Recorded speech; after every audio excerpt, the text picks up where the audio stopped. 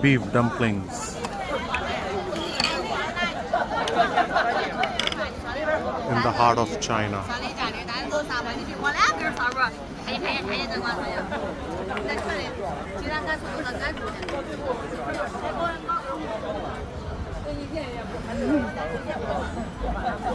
Hello.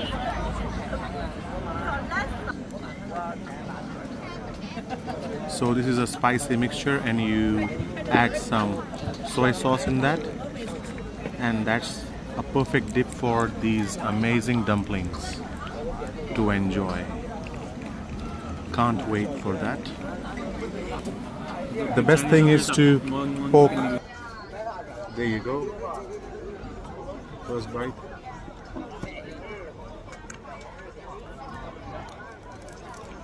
Yum, tasty.